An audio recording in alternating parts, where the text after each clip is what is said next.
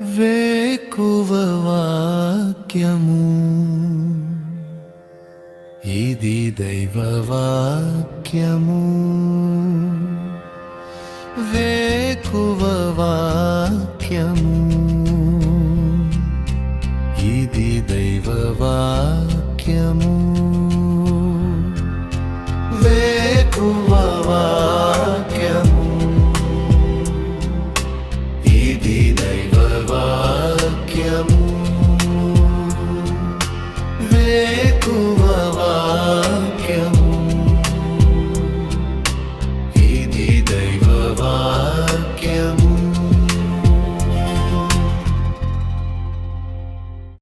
వేకువ వాక్యము వేకపోడు కొరకై పరిశుద్ధ గ్రంథం బైబిల్లో నుంచి మత్తయి సువార్త 11వ అధ్యాయము 28వ వచనము. ప్రయాసపడి భారం మోసుకొనుచున్న సమస్త జనులారా, నా యొద్దకు రండి, నేను మీకు విశ్రాంతి కలుగజేతును. నా యొద్దకు రండి, నేను మీకు విశ్రాంతి కలుగజేతును. ప్రభునందు ప్రియులారా, ఈ ఉదయకాల సమయంలో ప్రభువు మీ ప్రాణములకు ఆత్మలకు విశ్రాంతి కలుగు చేస్తాను అనే వాగ్దానం ద్వారా మాట్లాడుతున్నాడు. నిజమే, ఈ దినాన ఉదయం నుంచి సాయంత్రం వరకు ఎన్నో పనుల భారాలు, ఎన్నో కష్టాలు, ఎన్నో ఇబ్బందులు, అలాంటి పరిస్థితుల్లో విశ్రాంతి అనేది ఉండట్లేదు. ఇక్కడ దేవుడు శరీర సంబంధమైన విశ్రాంతి గురించి మాట్లాడట్లేదు, కానీ ఆత్మ సంబంధమైన విశ్రాంతి గురించి మాట్లాడుతున్నాడు. మనుషులు ఈ విశ్రాంతిని మనకివ్వలేరు, దేవుడు మాత్రమే ఇవ్వగలడు.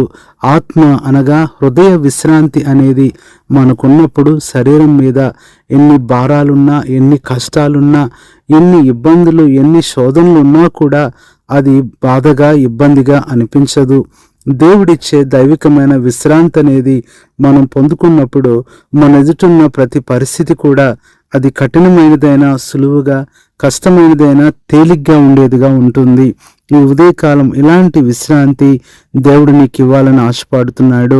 బాధపడుతున్నావేమో, నెమ్మది లేకుండా విసిగిపోయి వేసారిపోతూ వచ్చినావేమో, ఎన్నో కష్టాల్లో, ఇబ్బందుల్లో, శోధనల్లో పడిపోతూ వచ్చావేమో, బలహీనతలు, అనారోగ్యాలు చుట్టుముట్టి అప్పులు, రుణ భారాలు ఎక్కువైపోయినాయేమో, నిందలతో, అవమానాలతో ఎంతో సతమతమవుతున్నావేమో, ఇంట్లో వాళ్ళు కూడా నిన్ను అర్థం చేసుకోలేక నిందిస్తూ ఉన్నారేమో, ఏం చేయాలో తెలియని పరిస్థితిలో ఉంటున్న ప్రియమైన సహోదరి, సహోదరుడా, దేవుడు నీతోనే మాట్లాడుతున్నాడు. నీకు ఆయన ఇచ్చే విశ్రాంతి ఎంతో ప్రత్యేకమైనది. నీ ప్రాణములకు ఆయన ఇచ్చే విశ్రాంతి, నీ హృదయానికి, నీ ఆత్మకు ఆయన ఇచ్చే విశ్రాంతి ఈ ఉదయకాలం పొందుకోవాలంటే ఆయన దగ్గరికి నువ్వు రావాలి. అనగా ఆయనకు ప్రార్థన చేయాలి, ఆయనను ప్రేమించాలి, ఆయనతో నువ్వు సహవాసం చేయాలి. ఆయనతో నీ సంబంధము సరిగ్గా ఉన్నప్పుడు నీకు విశ్రాంతి ఉంటుంది. లేదా విశ్రాంతి అనేది లేకుండా ఎంతో విసికి వేసారిపోయి నష్టపోయే పరిస్థితి ఉంటుంది. దేవుడు తన ప్రజల కొరకు ఒక ప్రత్యేకమైన విశ్రాంతిని ఆయన సిద్ధంగా ఉంచాడు. దేవుడు తన ప్రజల కొరకు ఇచ్చే విశ్రాంతి అది ఎలాంటిది అని బైబిల్లో నుంచి మనం చూసినట్లయితే, మొట్టమొదటిగా ఆదికాండం 49వ అధ్యాయము 15వ వచనం, అతడి విశ్రాంతి మంచి దగుటయు. మొట్టమొదట దేవుడిచ్చే విశ్రాంతి మంచి విశ్రాంతి నీకు ఇస్తాడు. మంచి విశ్రాంతి అనగా ఈ దినాన మనుషులు కానీ, లోకము కానీ తాత్కాలికమైన విశ్రాంతి నీకు ఇస్తారు. విశ్రాంతి ఇచ్చినట్లు ఇచ్చి దానికి మరలా 2 రెట్లు శ్రమను, కష్టాన్ని నీకు తోడు చేస్తూ ఉంటారు. కానీ దేవుడు నీకు ఇచ్చే విశ్రాంతి అది మంచిదైన విశ్రాంతి, గుడ్ రెస్ట్ నీకు ఇస్తాడు. నువ్వు ఎలాంటి కష్టాల్లో ఉన్నా, ఎలాంటి ఇబ్బందుల్లో ఉన్నా, ఎంతో కృంగిపోయినా కూడా నీ ప్రాణమునకు దేవుడిచ్చే విశ్రాంతి మరలా 2 బలం నీకు ఇవ్వగలదు. రెండవదిగా చూసినట్లయితే ఆయన ఇచ్చే విశ్రాంతి ఎలాంటిది అంటే, మొదటి దినవృత్తాంతముల గ్రంథం 22వ అధ్యాయము 9వ వచనం, ఇశ్రాయేలీయులకు సమాధానమును విశ్రాంతియు దయచేయుదును. రెండవది సమాధాన విశ్రాంతి. మంచి విశ్రాంతితో పాటు దేవుడు సమాధాన విశ్రాంతి ఇస్తానంటున్నాడు. Peaceful rest. నిజమే, మనసుకు శాంతి ఉండట్లేదు. పని చేస్తున్నావు కానీ సమాధానం ఉండట్లేదు. ఉద్యోగం చేస్తున్నావు, సమాధానం ఉండట్లేదు. ఎంత కష్టపడుతున్నా కూడా సమాధానం ఉండట్లేదు. నువ్వు సమాధానం కోసం ఎంత ప్రయత్నం చేస్తున్నా ఇతరులు నీతో సమాధాన పడట్లేదేమో, కానీ దేవుడు నీకు సమాధానకరమైన విశ్రాంతి ఇస్తాడు. ఈ సమాధాన విశ్రాంతి అనేది నీకెంతగానో నెమ్మదిని, ఎంతగానో శాంతిని నీ హృదయంలో చేకూర్చేదిగా ఉంటుంది. మూడవదిగా చూసినట్లయితే దేవుడిచ్చే విశ్రాంతి 2వ దినవృత్తాంతముల గ్రంథము 14వ అధ్యాయము 6వ వచనంలో చూసినట్లయితే అక్కడ దేశములో నెమ్మది కలిగి ఉండెను, యెహోవా అతనికి విశ్రాంతి దయచేసి ఉండగా. మూడవది నెమ్మదైన విశ్రాంతి. ఎలాంటి టెన్షన్స్, ఎలాంటి ఇబ్బందులతో, కలవరాలతో, తొందరపాటులో నువ్వు ఉన్నావేమో. నిజమే, ఈ తొందరపాటు అనేది మానవుణ్ణి ఎంత నష్టపరుస్తుందో, ఎన్నో తెలియని తప్పులు చేయటానికి, ఎన్నో రకాలైన ప్రమాదాల్లో పడటానికి కారణమవుతుంది. కానీ దేవుడు నీకిచ్చే ఈ సమాధానంతో కూడిన విశ్రాంతి, ఈ నెమ్మదైన విశ్రాంతి ఎంతగానో దేవుడు నీకు కావలసిన కృపనిచ్చేదిగా, ఎంతగానో నీకు మంచి అనుభవాన్ని ఇచ్చేదిగా ఉంటుంది. ఇది మూడవదిగా చూస్తున్నాము. నాలుగవది చూసినట్లయితే 116వ కీర్తన 7వ వచనం, నా ప్రాణమా యెహోవా నీకు క్షేమం విస్తరింపజేసి ఉన్నాడు, తిరిగి నీ విశ్రాంతిలో ప్రవేశింపుము. నాలుగవది క్షేమమైన విశ్రాంతి. క్షేమముతో కూడిన విశ్రాంతి దేవుడు నీకు ఇస్తాడు. ఎలాంటి బాధలు, ఎలాంటి ఇబ్బందులు, ఎలాంటి అపాయాలు, ఎలాంటి ప్రమాదాలు నిన్ను ఏమీ చేయలేవు. దేవుడిచ్చే విశ్రాంతి ఇది క్షేమముతో కూడినదిగా ఉంటుంది. నీ యొక్క ప్రయాణాల్లో, నీ పనుల్లో ఈ విశ్రాంతిని నువ్వు పొందుకో. దేవుడు నీకు సహాయం చేస్తాడు. ఐదవదిగా చూసినట్లయితే 132వ కీర్తన 8వ వచనంలో, యెహోవా లెమ్ము, నీ బలసూచకమైన మందస్సంతో కూడా రమ్ము, నీ విశ్రాంతి స్థలములో ప్రవేశించుము.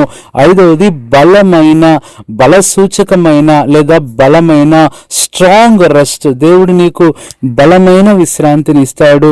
ఎన్నో పనులు, ఎన్నో ఇబ్బందులు, ఎన్నో భారాలు నిన్ను బలహీనపరిచి ఎంతో శక్తి లేకుండా చేస్తాయి. కానీ దేవుడు నీకిచ్చే ఈ విశ్రాంతి, దేవుని వాక్యం చదువుతున్నప్పుడు, ప్రార్థన చేస్తున్నప్పుడు, ఆయన స్తుతిస్తున్నప్పుడు, ఆయన సన్నిధిలో నువ్వు ఉన్నప్పుడు ఇలాంటి బలమైన విశ్రాంతిని నువ్వు పొందుకుంటావు.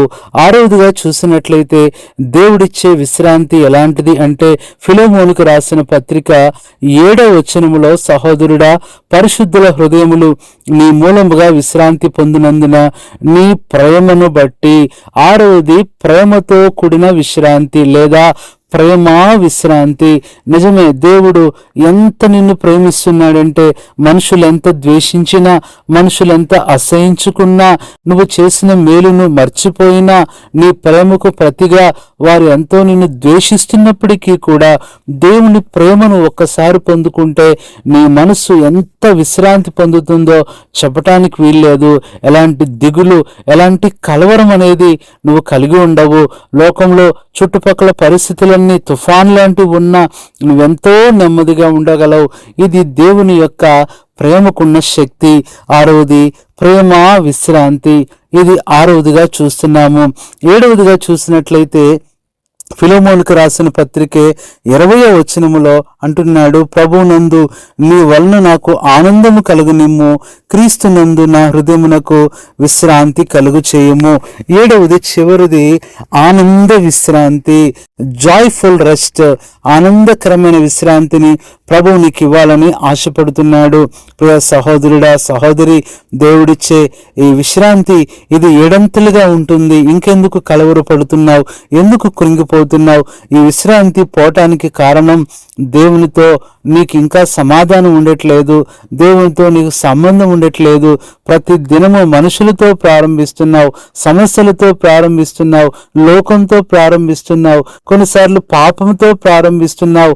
ఈ దినము నుంచి అలా కాదు, దైవికంగా నీ యొక్క స్పిరిచువల్ లైఫ్ స్టైల్ అనేది ఒక్కసారి మార్చుకొని చూడు. చుట్టూ ఎన్ని కలవరాలున్నా నువ్వు ఎంత విశ్రాంతిగా ఉంటావో చెప్పటానికి వీల్లేదు.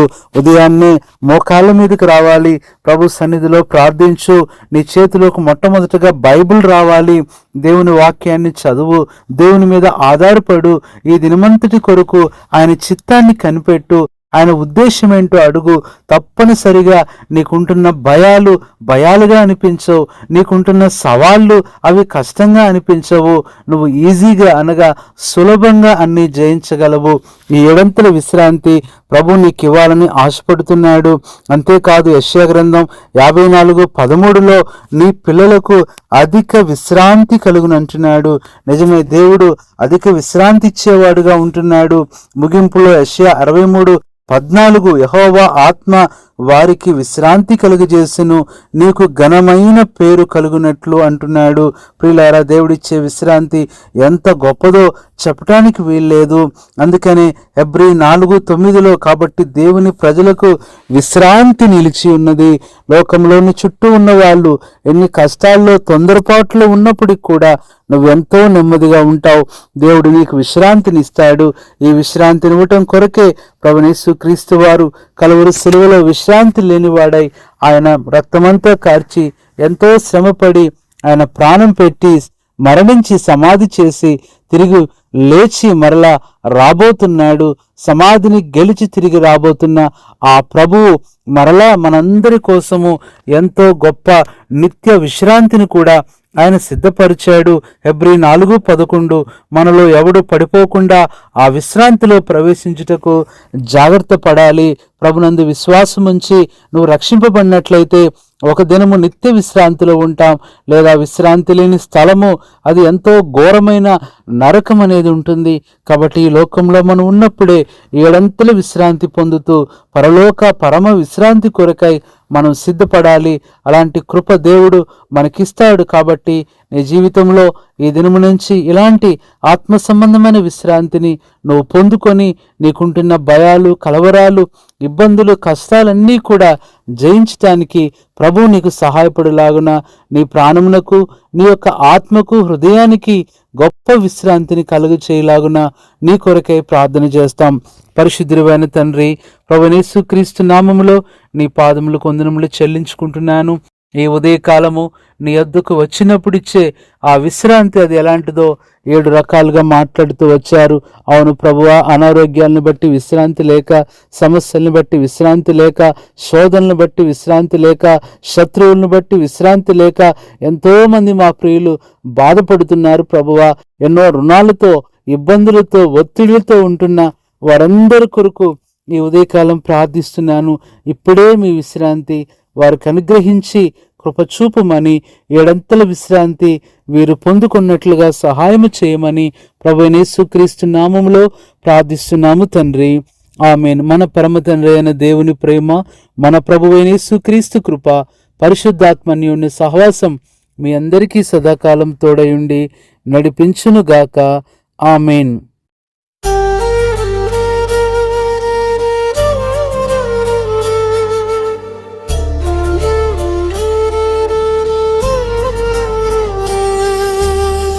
కృంగుదలలో దార్చుటకు, కన్నీటినంతటిని తుడుచుటకు, దినమంతా సిద్ధపరచుటకు,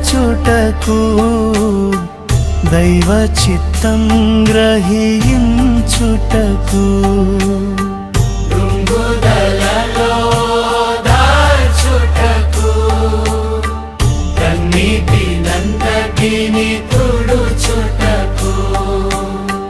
దినమంతా సిద్ధపరచుటకు,